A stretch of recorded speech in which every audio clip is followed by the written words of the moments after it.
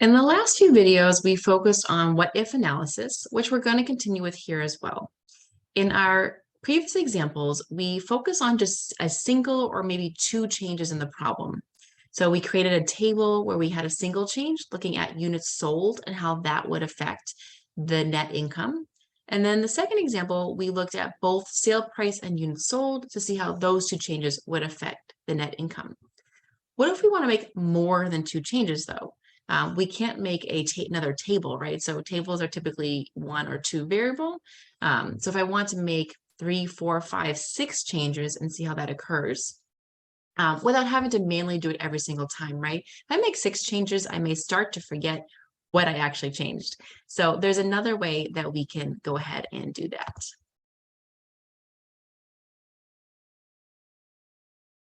All right, so I'm going to teach you how to create scenarios. And the first thing I'm going to do, which you don't have to do, but your book is recommending, so I'm going to follow along, is to rename some of your cells. So for instance, instead of having it be cell B5 and B6, I'd love to have this cell be called units sold and sale price per unit. And we've seen this before. So I'm just going to go ahead and quickly do that, and it's a good refresher anyway. So I'm going to go ahead and define names for the following cells. So we're going to do cells, we want B5 and B6 to be renamed. So I'm going to select A5 through B6. Make sure you hold your control key down and then have a comma. I'm also going to scroll down and select cells A18 to B21. So I can rename these cells and define them using salary and benefits, shipping, distribution, etc., comma. And then I'm going to go ahead and also do the same thing for cells A25 through B27. And once I have that all highlighted, I'm going to go to my formulas tab, and I'm going to go into define names and hit create from selection. And notice that all my names that I want to use are in the left column here. So I'm going to make sure left column is selected and hit OK. And then you should notice, as I click cell B5, for instance, it's named units sold, B6 sales price per unit, and so on. And then down here again, this cell here is named shipping and distribution, etc. So it's not necessary to do that for the next step, but it does help sometimes to keep the formulas clearer, and especially if you're going to be sharing your document with other people. All right, so now let's go ahead and create our scenario. So I'm going to go back up to the data tab, over to what if analysis, and then you'll see another option we haven't used yet called scenario manager. And we're going to consider different scenarios here. And again, you want to look at your book for details on what the scenarios are going to look like, but they want us to consider 4 scenarios. The first scenario is nothing changes. It stays exactly how it is. And we're going to call that scenario status quo. So I'm going to start by adding that as my first scenario here. So I'm going to click add.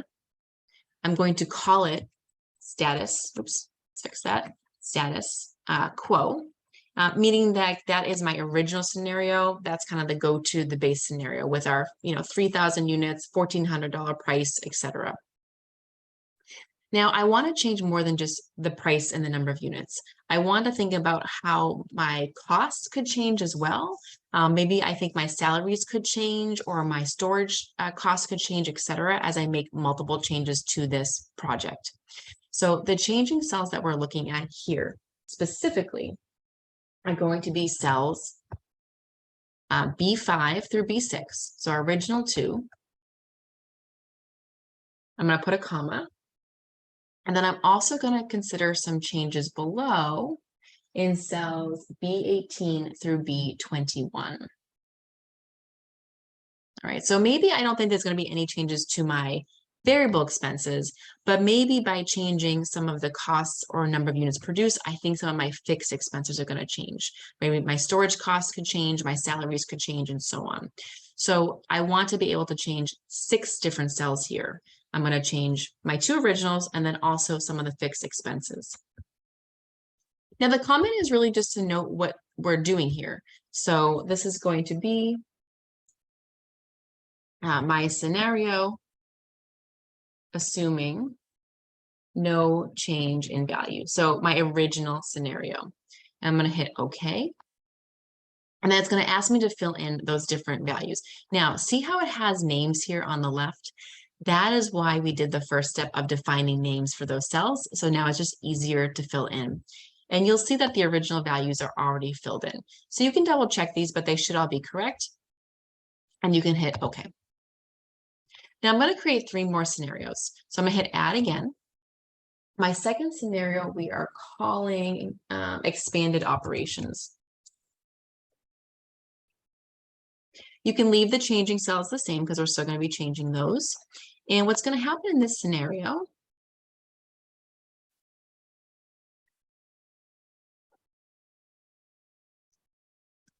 we're going to assume that we're going to expand operations. Right? So maybe I'm going to increase my operations. I'm going to produce more product, but that's also going to affect other costs and things. So I'm going to hit OK. And then I'm going to edit here. So in this particular scenario, we're going to increase the units sold to 3,500. We're going to leave the price the same, but by increasing the units sold, we may need to hire more people. So our salary is going to change to 755,000. Or maybe I don't hire new people, maybe I give people raises, right? So I think, oh, I have more things selling, let's give people raises. My shipping and distribution is going to change as well. So that's going to change to 235,000. My stocking and storage, I believe, will change to 200,000. I can scroll down here. And my miscellaneous expenses will change to 225,000.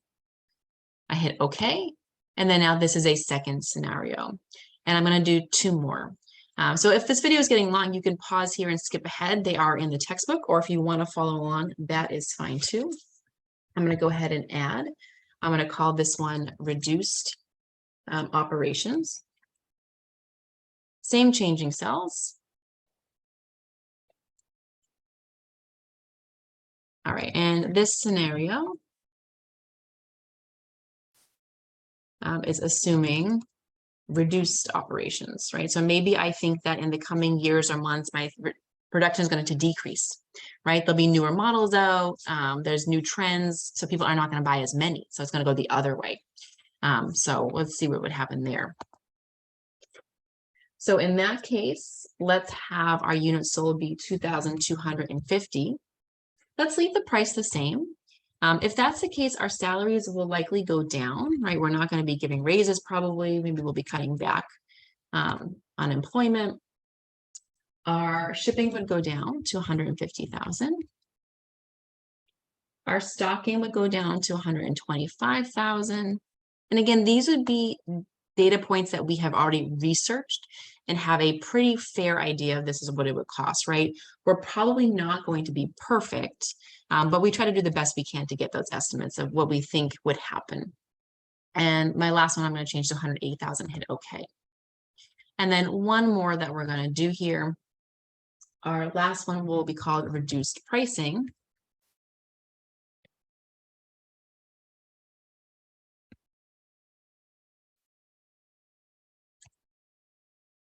Right, so this scenario is assuming a price reduction, right? So as different models come out and things, our prices tend to go down, right? The old stuff gets reduced, we want to push it out.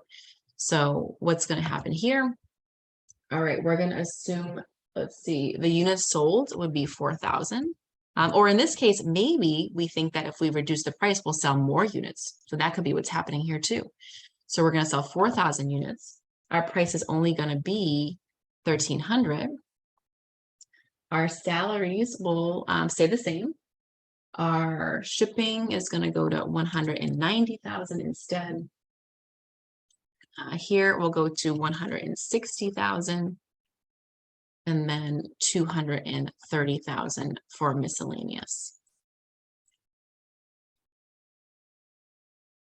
So we have 4 different scenarios in here, right? So maybe we're trying to think ahead and we're saying, okay, well, 3 other things could happen, right? Maybe we increase operations, right? Our product is selling really well. We want to increase operations and sell more. Maybe the other thing happens, right? New models are coming out. People are not as interested. There's new trends. We need to reduce our operations. Or maybe we figure out that, hey, if I reduce the price a little bit, I can sell more units. Maybe that's a better option, right? So I have my 4 scenarios in here that we're considering. Now, once you have them in there, what you can do is you can click one of them and you can hit the show button and you will see that all the data updates to that scenario.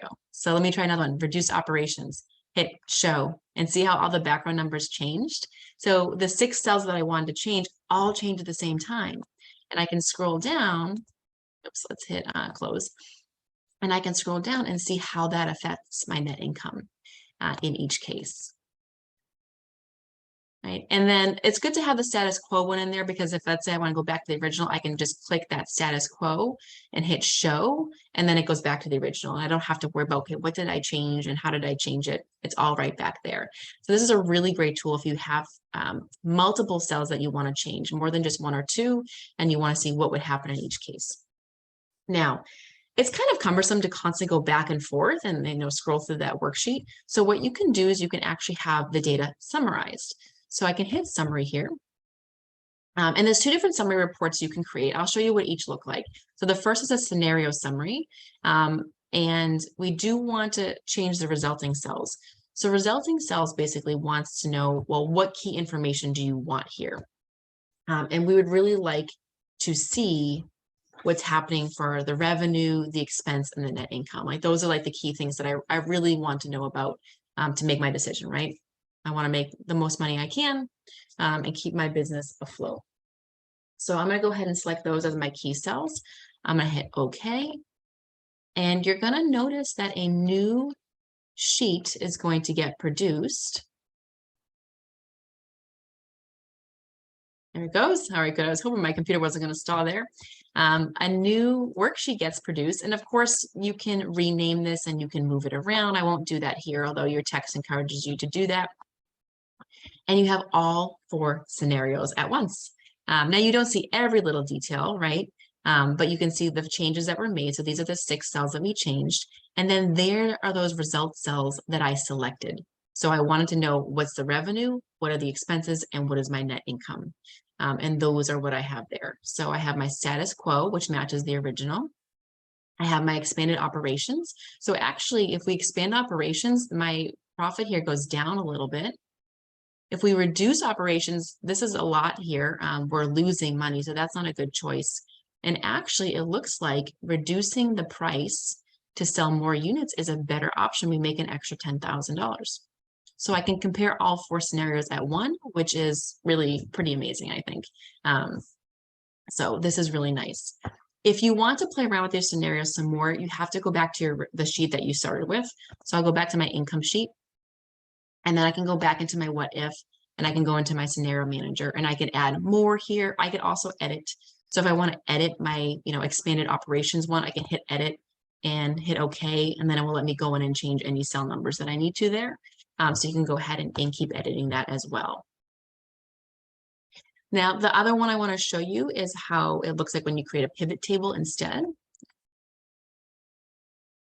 So I go back to scenario manager, I go back to summary. Again, I like this scenario summary just for a quick summary report. I think it's really nice. It's easy. You don't have to really play around with it.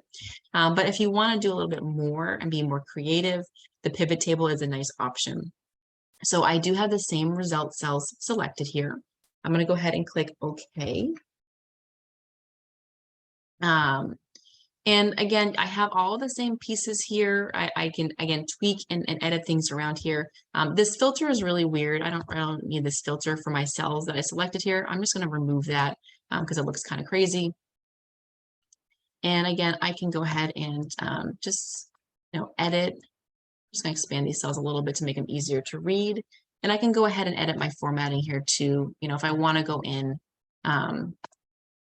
and change this to an accounting format or a currency format, I can do that. And again, just kind of play around with that as well.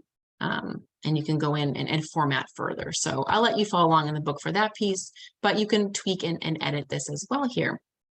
And you can also change your different values here. Remember, everything defaults to totals. If I want to go in, I can click total revenue and go to value fields. And I can also change my number format here. So if I want to do different formats for the different columns, I could. So for instance, if I want to go down to 0 decimal places, and I want to have that highlighted in red for that first column. For total revenue, I could do that. You can see how it updated.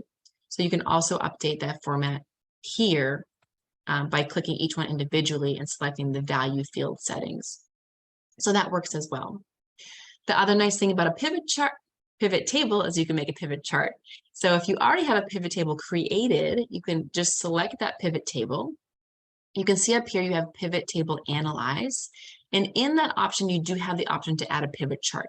So you don't have to start fresh. You can, create a pivot chart that's already from a created pivot table. Here, your book encourages you to do a combo chart. They have it set up where they want the total revenue as cluster, the total expenses as cluster, and they would like the net income to be a line graph. And you can also put in a secondary axis there, I think, which makes it a little bit easier to see.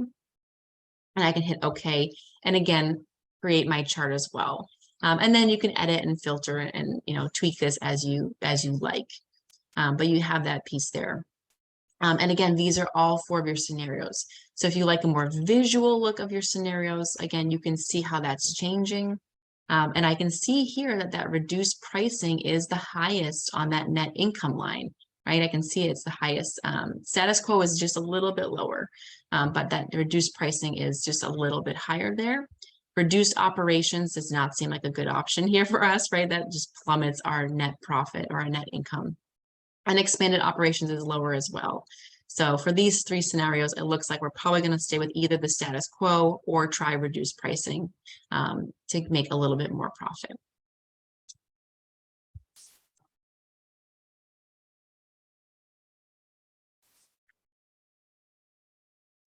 One last thing I'd like to mention before I end this video is that you can also merge different scenarios as well.